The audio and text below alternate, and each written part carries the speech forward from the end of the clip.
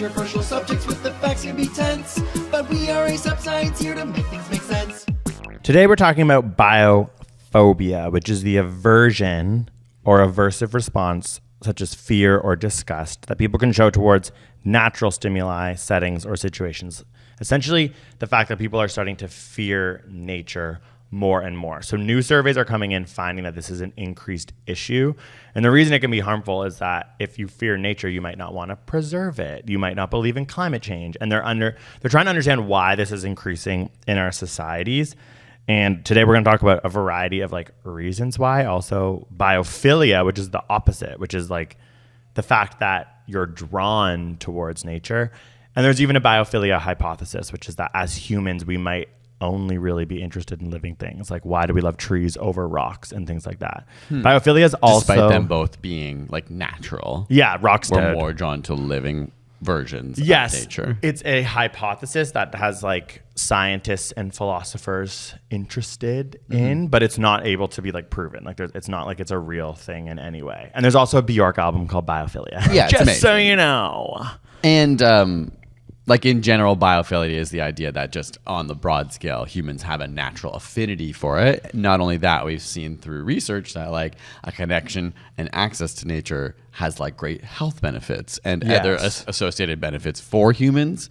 So outside of like our desire to conserve it, it's actually also like good for us. Yeah. So like if we're having more biophobia, that might self-perpetuate negative consequences on humans at large. Yeah. So that's like an important thing to be studying. There was one study I read about people who were recovering from surgery. I mean, it was old. It was from the 90s. I mean, like the Clinton years. Hello. That was a weird time where everyone was like, life's good. Let's just extract shit from the earth. Anyways. And it was just people recovering from surgery. And when they had windows and access to looking at trees from inside a hospital bed, they recovered faster and needed less pain meds and called nurses less often than people who didn't have windows outside. I mean, like anecdotally, I'm like, not that I would know that I would heal faster, but I obviously do feel better, like surrounded by nature. It's so nice to have a walk through a park. That's all I do. It's all I do now because it's like, well, I'm based on all the research I've ever done for the last 10 years for ASAP Science. It's like, go to nature. That's the only answer. Truly. Yeah. Other than antibiotics if you have a bacterial infection. But even then, you're like going to nature in some ways. To fix it? Like a bacteria? Yeah, like it's a fungus that's like part of nature being used to, you know what I mean? Yeah. Okay, well, before we fully jump in, I'm curious about your perspective, and I'll talk about mine too, on biophobia, and if you feel that you have any elements of biophobia. I feel like you grew up in a family that was like super connected to nature, but are there parts of nature that you are afraid of or feel I think I've worked on it for so long. I used to hate spiders. Like so scared of spiders. I mean, that's my example of biophobia. No, but like that's like a really common It was one. serious because I was like, well, I'm going to be in the woods. Like this is horrifying. What's under this leaf? And I used to put tarantula photos underneath my desk and I would pull them out in order to scream and wake myself up when I was trying to study late into the night because I was such a nerd. But then I had insane experiences where I've been around so many spiders that I truly feel desensitized. And I actually think my evolving into loving nature, which I think came in like my early or mid 20s, I've now over spiders because I'm like, they are a part of nature. I'm able to not allow the fear to take over because I've had this epiphany. But I think I was a little, not biophobic, but I didn't appreciate nature like when in my early 20s. I was too busy like getting absolutely wasted and caring about like the band Justice and like wearing like and like being like Kanye West is a genius or whatever. Yeah, like, I mean, like young people are especially tapped into culture, like human culture, and so I feel like in that sense, not all, but often removed from nature. I felt the same way. I feel like as you age, you connect more with nature. But my parents took me on like legit camping trips as a kid. That's some of my earliest memories. I was a camp counselor, so I feel like I can't actually relate to the issue of biophobia the way we're going to talk about it today because I was just so, it was so in me from a young age from my parents. Whereas I guess for you, maybe it was different. Like, well, it's weird. Well, first I'll say from a scientific like theory perspective, there is like the idea that biophilia, the good kind or the like for nature is good, like we said, but biophobia may still have a role, right? Like obviously being afraid of something that could hurt you. Like there spiders, is, mice, things like that. even just like a scary line. Like there's a reason to have some fear around these things. And so it's not like unnatural to have biophobia. It's to what degree, and are we perpetuating it beyond where it's useful? It's weird because when I was really young, I was not afraid of nature at all. Like I lived in the country. We would like collect praying mantises and spiders. We had little bug like cages or whatever that we would like go out and play with bugs. And I was just like not afraid to handle them. And then maybe some point around like 7 or 8 or 9, I started to be afraid. But I have really weird memories of just like having zero fear. And I feel like maybe it shows you that kids are kind of conditioned. Well, it said that kids are the most important age group to like talk to about biophobia. Yeah, or to deal with the issue of growing biophobia, that the most impressionable and important times is when you're a kid, and that it's like, this is why you need to have education where people go into parks and education where people go and learn about the world around them in not a fearful way. Like the idea of like bear attacks on TikTok and stuff like that. Like scientists are like, this is damaging for kids to see sensationalized versions. Yeah. Kids shouldn't see cocaine bear. Well, I mean, like, that's like, even think of Jaws. Like most people do not have an experience Jaws with sharks. Is problematic, and Jaws is canceled. It actually is problematic. I'm really afraid of sharks. Obviously, most people are. But you see people who are shark enthusiasts or shark experts being like, your chance of being attacked by a shark are like that's why people are against Shark Week. Because it's like... It glorifies the violent nature of a hunting animal. Yeah, and it is... Which, of course, you should be like careful. Like, you don't want to just like jump around. If you see a shark swimming around, you probably don't want to go in the water. But obviously, everyone's like in Cancun, like, you can't get in the water. And everyone's like, there's not great white sharks here. Yeah. Like, it's like the amount of fear that like people have of gorgeous ocean water where there's not that many great white sharks. Yeah. Like, you'll know when you have to be worried about a great white shark. There will be signs, and you won't. Like, Jaws is problematic. It is, because think about it this way. Like, oftentimes people think that it's their experiences that define the way they react in the world, but that is wholly information from other people that has conditioned you to believe something. Like, I don't have any direct experiences with sharks. Yeah. I've seen videos, maybe at most like on a beach, I've seen a fin far away when we were like in Florida or something, but I've never like seen a shark. Cool. I know lots of people have, but so the only reason I'm scared is because people have told me to. Yeah. And I was thinking about... And sensationalized stories about the dangers of nature are way more interesting than being like, oh, I went on a hike yesterday and felt absolutely at one and peace with everything around me. Gripped with like the image of a shark eating some other creature. Exactly. So it's like, that is just something that everyone needs to be aware, like, could be damaging to people's ability to like go into nature, which we now know is so important. I was thinking about how I am still afraid of spiders. I'm way less than I used to be. Like, if I see a spider in a house now, I usually am just like, I'll just leave it alone. Like, if it's like in my bed or something. Well, we went canoeing the other day and you were just like, yeah, but I didn't kill it. I didn't try to kill it. I was just like, if it's on me, I'm going to freak out. Yeah. But I don't want to like kill it anymore. Yeah. But just before doing this pod, I was like thinking, you know what is interesting? I'm weirdly still afraid of them, but I've never been bitten by a spider. Like, maybe in my sleep. Sometimes I wake up and I'm like, oh, what is that bite? And people will be like, oh, it's 2 dots. It was a spider, right? That is also horrifying. It's like, maybe it's 2 zits. Maybe let's just say it's 2 zits. Exactly. But never like in my wakeful experience have I like had a spider on me and been bitten. I'm not saying it doesn't happen to people, but it's like most of us actually do. I've lived 35 years on this planet and never been bitten by a spider while I was conscious. So it's like, why am I so afraid of them? I don't even like. No one has except for like Peter Parker, like, or people who like play with them or whatever. No, I'm just like, no. Like, it's so rare. It's truly Spider-Man. It's like the only time I've ever. And we seen live in a part of the world where we mostly do not need to be. Like, I'm sure there are some people who are like, well, I live where there are spiders that can actually kill you, so it's more worthwhile for me to like stay away. Yeah. But where we are, it's like we're not gonna get poisoned by spiders. No.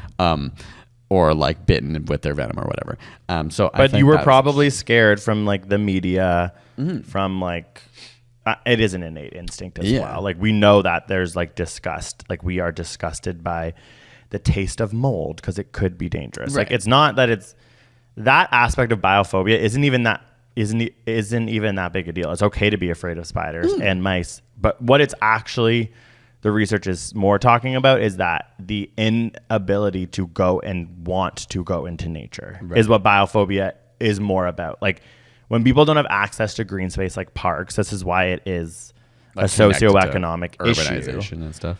Yeah, well, yeah, exactly. As cities become more dense and parks are not protected properly, then you get these mega cities where there isn't access to green space, and this is creating biophobia because people are now only getting exposed to nature on their like devices, which might be like bear attacks, or they just don't know, they don't feel comfortable. They feel comfortable in a city. They don't feel comfortable in nature, and then therefore they feel less interested in like, why do we need to conserve it? Like, who cares about animals if we don't ever see them? But that's a socioeconomic issue in a place like Toronto because people like the High Park, my favorite park in the world in Toronto, is surrounded by affluents.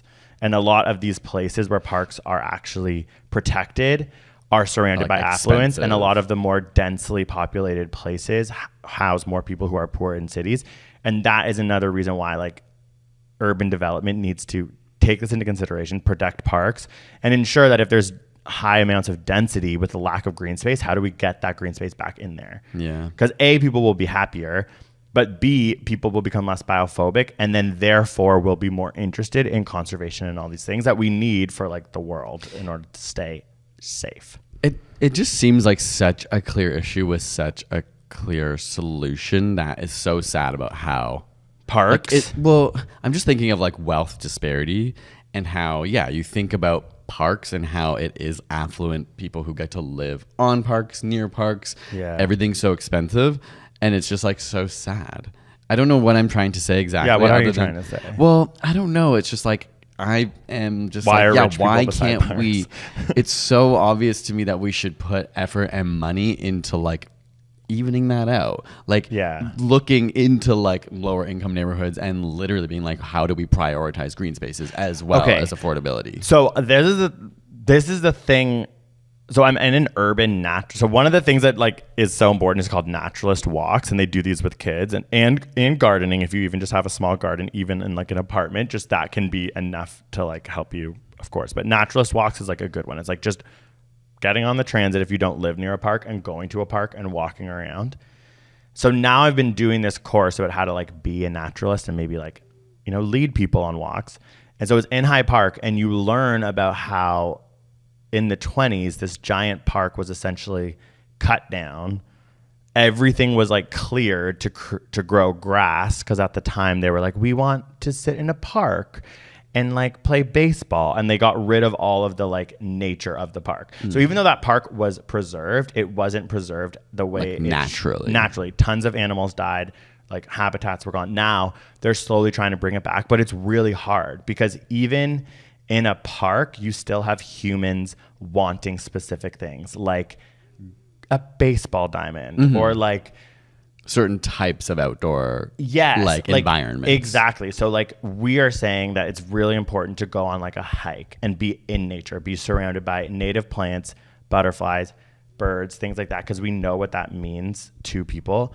A lot of people are not interested in that. Even if they had access to it, if they think of a park, they think of green grass, like a big field, and like a blanket, which isn't bad. I will say that's still a step above nothing, above like just like a concrete playground. Yeah, right? But it shows you like the complexity of like the parks that were preserved, and then sorry to go even further. If you look at a part of Toronto that is like poorer and there's no green space, what are you doing then? Tearing down housing, right? Like, how it's do you really start to hard fit a park somewhere? Yes, so it's really it's more about like the future of like how you map out and design the rest of the city, or there are preserving green space. Like that is also like really menacing when a park or something is now being like taken over by even like single house like development of like what Doug Ford's trying to do, creating like these like large homes that aren't going to house these many people over the greenbelt. That's absolutely evil. That is like the worst thing that you could ever do as a politician, because it's not even like he's creating density or anything like that. Yeah. I mean, but I think it's all tied in. Like, as much as I agree with you that lots of people don't love nature, I do think it is exposure, right? Yes, and that's what yeah. the study I had gone through is like, how does this pathway begin and self-perpetuate? Biophobia. Yeah, and I think most people do actually like nature. There are elements. Most people don't like bug bites.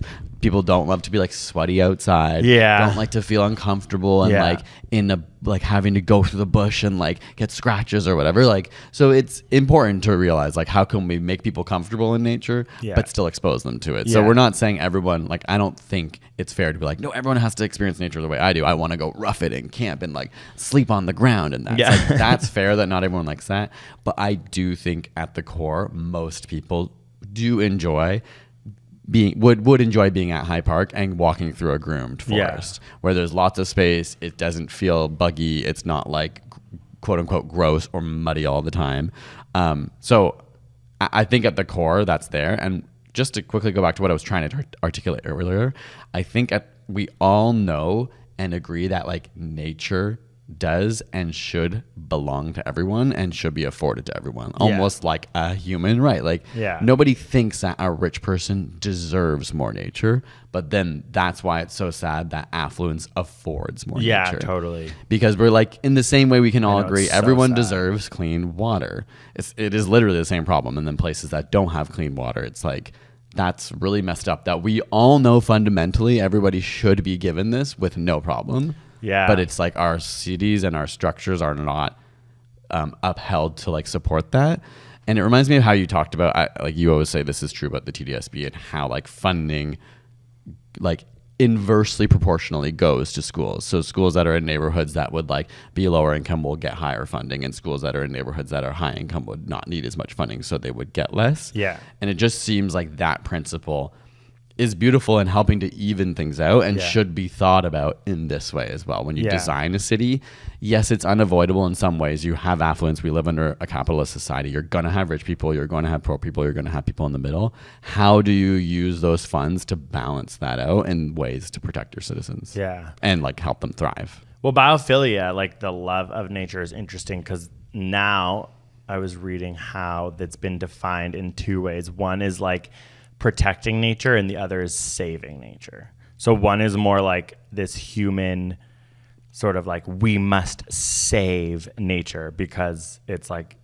depleting. Yeah. Whereas like the other one is that we just need to live in tandem with nature because it is here and will always be here. And we both scenarios acknowledge that humans have had a huge negative impact on like the natural world.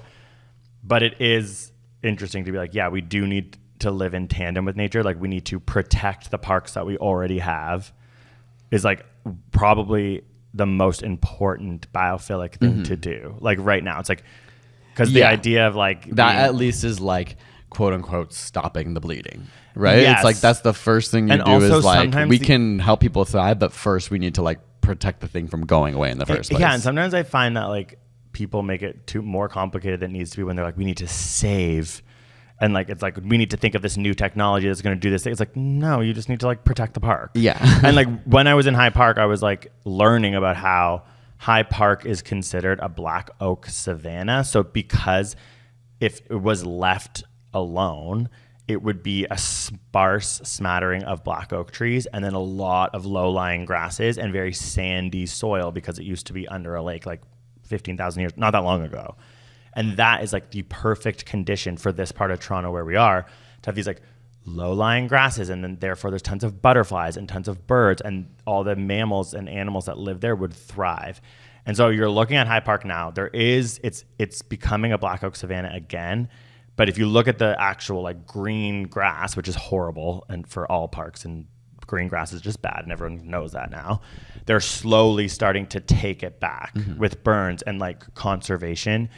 But that's taking so much effort and time and like bureaucracy. It's like we have to live in tandem with nature is still hard. It still involves quote unquote a lot of saving, work. a lot of work. Yeah. So And then to be like, oh, let's think of some tech or some like new seed or something. And sometimes I'm like, that's so much more complicated than even what we need to do, which is like getting the land nature back. be. Yeah, and essentially just like if you're in Canada being like, oh, what did indigenous people do in these parks? It's so simple, but then people become all like high tech and complicated because it's more interesting. But it's like that's what I find sometimes is like frustrating too. It's like just being around nature, conserving it, and listening to indigenous people and going back to what it was before truly colonizers came here, and then just essentially like put green grass everywhere and then build things for rich people. It's not. Yeah. It's relatively simple. Yeah. No. In that way, it is. I mean, yeah. It's all tied up in like geopolitics of the area and what people want parks to be. And of course, what we're learning even as like scientists and biologists is always changing. And so probably when like Hyde Park is beautiful, there's a diversity of trees that they planted. It's like feels like a beautiful forest, but then you learn like, oh, it's not a natural forest. Like it actually wouldn't be this way. Yeah. And only now I think like probably city planners and park planners had the best of intention when they were like, we want to make this beautiful and like put all these trees and make it feel like you can be in nature in the middle of the city. And it's only now that we're realizing actually that's not like the healthiest for this environment. Like you said, like it might look great to humans, but like it's not helping the birds necessarily. It may be hurting other species of insects and like butterflies. And it's just like we didn't know that, and now we do. But the hardest thing is we're always relearning. Yeah. And in probably 30 more years, we'll start to realize, oh shoot, all these things we thought in the 2020s we're realizing is a little outdated. How do we switch it now? But what can you do? It is interesting why looking back at like indigenous cultures practices, how they like took care of the land is like, it's just so funny that that's what comes back now. People are like, we should have just kept doing that always. I know. And yeah, we keep talking about Hyde Park. Truly, it is such a beautiful park in Toronto. Like it's a little in the West End. If you were a tourist, maybe you wouldn't go, but like go. It's stunning. As a bird watcher, it's like so many more birds in that park than when I go like truly to the middle of a forest anywhere. Like it's so amazing. But the controlled burns of the land is something indigenous people were always doing, and now they've started to do it in Hyde Park like in the early 2000s.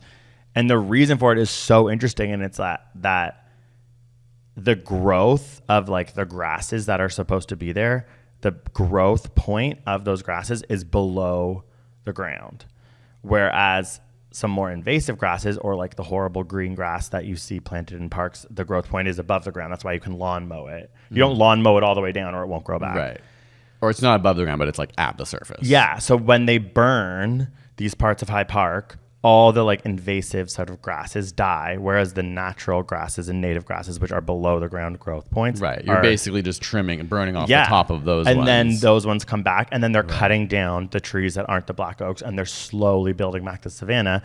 And now they've actually got indigenous people to come and be involved with it. And that was only last year. But really it's like, okay, they're just redoing what these indigenous people were doing before colonization now, and realizing through science what they were doing was the right thing to do. Like it's just like, when you learn things like that, it's like, holy shit. Where you realize there is just like such a breadth of indigenous knowledge and information knowledge. And like, of course, like we love and appreciate science, but it's almost like sometimes it reinvented a new language just to discover the same thing. Exactly. And it's like the people who created that green grass to have a picnic were affluent men of the Enlightenment. Like it's like these were these people in a time when people were like, we are the scientists that are still named after wings in science buildings, and the scientists that we still have to like mention when we mention like microorganisms. And it's just like those are the same people who were doing these things that didn't understand how the nature worked. Like it's just like different. I know it's so fascinating to think about how different cultures know different things and think about things. Like science is a form of a culture and an approach to discovering things. But I was saying I saw a TikTok, but it was really interesting because it was like commenting on people being like, the pyramids must have been made by aliens. How could you move these bricks that are like X many tons, like the size of minivan across whatever? And then there's like a video of a guy showing this really simple technique that's just like using clever math by putting a stick on the rock and like a tiny little rock under it in a certain way that if you start spinning it, it moves this way, and you need like one person to push it. And you're like, they used solutions that they had available to them. They didn't have machines, so they had to think about it in a different way. This is the ancient Egyptians. Oh, okay. In this context, it's that. I was just saying how so many people look at it and go, they didn't have tractors. They didn't have these giant machines that could pull these rocks. Yeah. But then someone goes, no, because they didn't have that, they had to like come up with these really ingenious solutions. And I feel the same way about like in North American indigenous knowledge, how it's like, yeah, okay, they didn't understand that like maybe that bacteria was a microscopic organisms like that could get you infected, but they had to see the world in a totally different way and discover it with the tools they had. And as a result, they have like what it to us is almost invisible, like an invisible type of knowledge, because we're not looking for it, because we look at everything through a different technological lens. And biophobia is like directly linked to colonization and capitalism as they study it now, because it is linked to lack of green space, which is a product of capitalism and a product of consumerism, like a lack of interest and in population growth. To be honest, like I think a bigger challenge not bigger, but a big part of the challenge is like what, using Toronto as an example in Hyde Park, it's like population density is higher and higher, and people didn't realize until now that parks were so important. I think, and like it's only becoming harder because it's so dense. Like you said, it's harder to add a new park somewhere now that's not on the outskirts of town. Yeah. So it's important that we know to like protect the things we have. But you can add new parks. You can. They did like Point Pelee Park, the national park that I went to birdwatch last year, was the government realizing how integral it was to migrating birds, buying back. The government paid and bought people's private homes to build parks. Yeah. They did that in Vancouver, like for the Olympics. They want to do like it is possible, especially when you think about affluent people living in these giant homes with not many people. Yeah, like that. Those are areas where you could buy back small populations to build parks and density. Yeah. Like it's so important. It's why these kinds of studies are so important, though, because the sad thing that we know is that capitalism will never make the right decision unless it's a monetizable decision. So explain how the biophobia goes through. Well, okay, stages. So this is like I know people have been asking on YouTube for us to like link the studies in the description. I'll do that for this, and going forward, we'll put them there. I'm just going to give like a brief overview of the proposed pathway through this study. Of course, they link like out to so many other studies to prove their points. You know what I mean? By being like, this study showed that this is actually statistically the likelihood of this reason. So I'm just going to be saying like the broad points, but it's kind of hard to like succinctly say it with all the extra data. But basically there's 4 main points. So it's like, as we said earlier, information is the first thing that leads to phobia. Like you learn about things. You're told to be afraid of spiders. Like you don't have firsthand experience, or it could be firsthand experience. Like, but even like, I don't know. Sometimes like it feels like you get into a conversation with people and it becomes about like a crazy, devastating story. Like I always think about how you were told about a dog jumping off of a cliff. Or fall on a hike. Yeah. And so now it's like when we go on hikes, you're so scared with our dog. And I'm like, that is an example of like how biophobic, like someone tells a story about a friend who was camping and a bear attacked. And then it's like, it's weird to think that those stories can actually be really detrimental when you're just having a fun chat. They're so pervasive. Yeah, because no one's talking about the beauty of nature in the same way. And that kind of story is so much more, like obviously that one was tragic, but there's other versions that might just be extreme but funny. Yeah. Or be extreme but like so a great story because you like made it through and got bit by a million mosquitoes. And then there's the Jaws and the anacondas and the like cocaine bears and the TikToks of the bear. Like then there's all that. So that's like the beginning, the information that you're getting. And then, so the second point is phobia leads to avoidance. These might seem obvious, but again, the study did a really good job of laying it out and going to link studies that show like once people have a phobia, there's evidence to show that they are way less likely to go into those areas. Yeah. And they're also more likely to support efforts that will like potentially harm those areas. Yeah. So like with sharks, like people don't want sharks or don't want dangerous animals in their neighborhood, so they might support policies that like cut back forests that have bears in them, or you know what I mean, like support removing natural environments because they're like, oh, there's coyotes here and we don't want our kids and our dogs to be hurt by coyotes, so like this park should be removed or something like that. That's just a random example. Then avoidance leads to disconnect. So it's interesting, they call it the extinction of experience of nature. Yeah. So like as you're removed from it, you fully disconnect with nature. And that is where like true biophobia starts and perpetuates. And then you like kind of start creating this cycle. Now you're like fully disconnected and afraid of it. And this one's linked to urbanization. So it's like obviously a loss of biodiversity, greater uptake of sedentary pastimes such as watching television, playing computer games, online activities. that impacts like our disconnect from the natural world. Yeah. And that's part of like this urbanization and like being in cities and only being surrounded by things. They also were thinking technology too. Like the idea of like how addicted we all are to our phones is just another example of hours in the day being taken away from nature. Like, yeah, because when we were like, even when we were kids, it's like you would just have to go outside and play. yeah. And like even before, like 100 years before us, it's like, yeah, outside was like where you had fun Yeah. instead of just inside on a phone or a computer or a TV.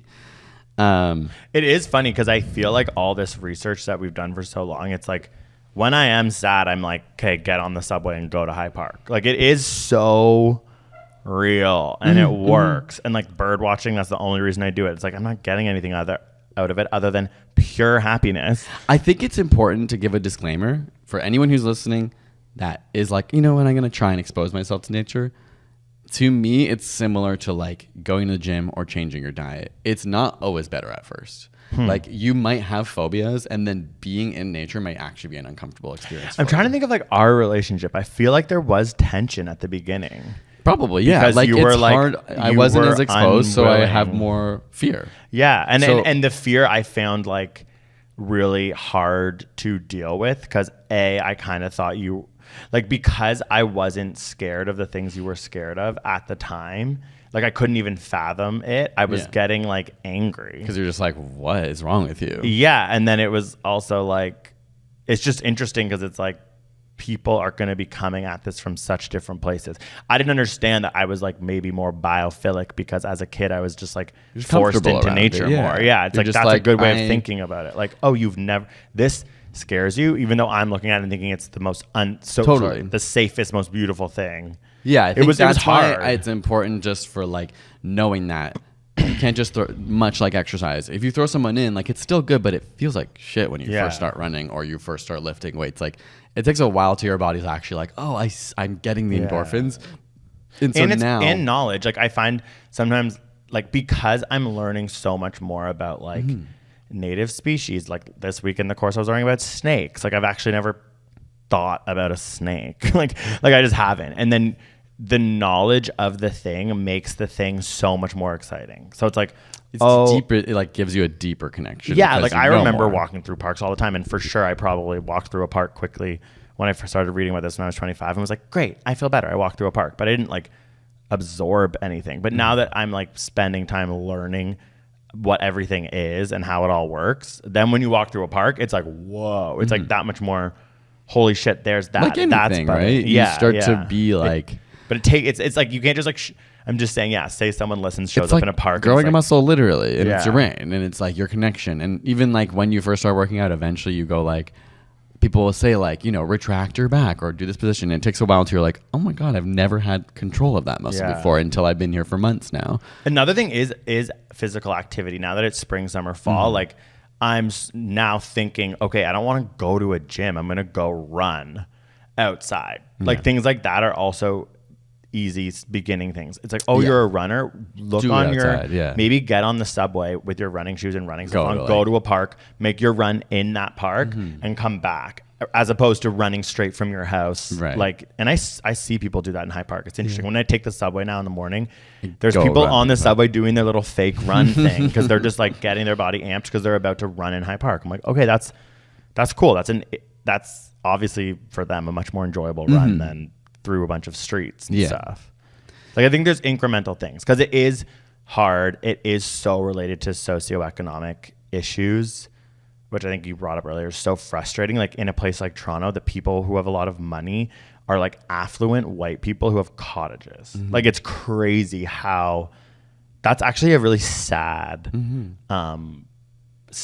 realization that like to get access to what I think is the most beautiful part of the world, which is the lake systems above Toronto, for the most part, it's private land owned by affluent Yeah, like you can't white just people who have like, go generational there. You need wealth. like a Yeah. home on a lake to have access to it. I know, and I know that there's like actual courses that you can take about how the history of that, like the history of Like its development. and even what we're doing now by being like nature is so important and it makes you happy and it's so important to become one with nature and how that has been like hijacked by affluent white people who don't realize their affluence is what's affording them the ability to do that. Yeah. Like looking down on people who maybe don't understand, we've talked about this before, but understand how to camp properly or how to, you know, maybe like not leave.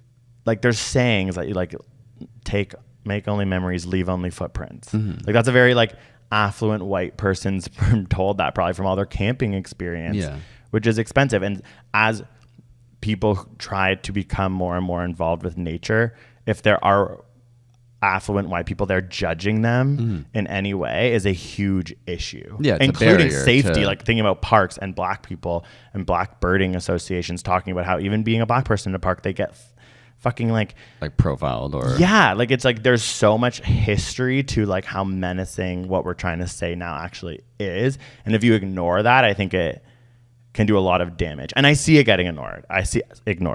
Like I see pretentiousness within that community. Community of and it makes me run. It makes me really uncomfortable, and I see it. Which is why it gets, rightfully criticized and actually is a barrier, and why sometimes culturally there's like a negative attitude towards things like camping or like nature, because it's kind of like hippy dippy, and like those people are ignorant to like the issues of the world, which in many cases is true, and they get to just be like, but I love the forest, and people are like, I have to work every fucking day for 14 hours. I'm not going to I'm exhausted when I come home. I don't live near somewhere, so I'd have to travel 45 minutes to get to a park. Like, totally. That's why I think it's like, before we talk about like what we do, which is maybe like the skills of camping, it's like, no, it's about going to a park and making sure that places like High Park are protected, because it is so accessible to everyone in Toronto. Everyone can get to High Park relatively easily, and that is where we should start. When we think about cities and biophobia, it should be about park systems within cities and how important that is. Yeah. My God, we have to vote properly. I'm so scared. That is the scary part, because these are like long-term things, and it's hard for people to like, even for governments to run on these platforms that are like you said, they say they invested in what was it for Point Peely? You were like, they bought people's homes. They like changed it. It was private. But think of it. Think of the cost of that and how you have to sell that by being like, oh, well, we're actually like investing in nature and the animals, and this will have like a general good effect on like the population. But there's lots of people who are like, you're going to spend $1 billion and none of that's going to be about like helping me have a better home or like getting me transit. Well, it wasn't $1 billion. So that's first. Sorry. Yeah. Okay. I don't mean to like, it's just difficult to sell something that isn't an immediate return for people. Yeah. And in that case, it was the 70s when there was a huge movement around like supporting that. Yeah. Like that was the beginning of the environmental movement. Like we need another one of those movements now. And that's the hard part. Like the fact that Doug Ford was voted in again in Ontario is absolutely depressing, because it's a sign that people didn't vote. Like it was the opposite of a movement. Yeah. There was no movement. Ironically, maybe this isn't ironic, maybe this is intentional, but that's like what this wealth disparity is useful to rich capitalists, because then when people are poor, all they can think about is their immediate needs. Yeah, they can't. Yeah. So like promoting a park is not an immediate need when you can barely afford your rent or food. Yeah. And it's like, it takes people having the time to like fight for these things. But when there's like extreme wealth, they want biophobia. It's true. Yeah. Rich capitalists and bad politicians like Doug Ford want biophobia, because then they're like, we can get rid of the green belt, and me and my friends can get rich. Yeah. It is directly linked to biophobia. And in fact, it's biophilia and biophilic people who are fighting to save the green belt. And it's interesting because you can see how people are getting behind that, because it's like, wait, you're going to build a bunch of single family homes with your friends' money and get rid of, and now they're learning like, oh, things of protected birds and all of these like amazing green spaces. Oh, well, it's awful. It's seriously awful. Okay, so now I'm going to talk about psychedelics. Well, the last thing I won't say anything on it. It's just like there was 4 points. I said 3. The fourth is just that it starts the loop. Disconnection leads to the information, which leads to the phobia. Yeah. When you're disconnected, all these studies show like you have a higher chance of negative interaction with nature, a higher chance of sharing sensational and false information. You can't distinguish between harmful and non-harmful organizations. So like all these things then just cycle. You're removed from it, it gets worse. Then you're even more removed from it gets worse. So anyway. Okay, so a recent review in Health Psychology found that psychedelics with therapeutic administration, obviously, because that's like the only way you can like do these studies in nature, increased biophilia. So what the reason is because like the mechanism of biophilic moments they think have to do with awe. And like I've been obsessed with awe ever since like reading also a bunch of nature stuff and how like nature can create the experience of awe. Oh, I think I wrote down what it was. There was like a definition of awe. Oh, the experience of awe encompasses encountering vastness that transcends one's current frame of reference. It's tied to the feelings of experiencing something much greater than the self and the identification of feeling small, like a small self.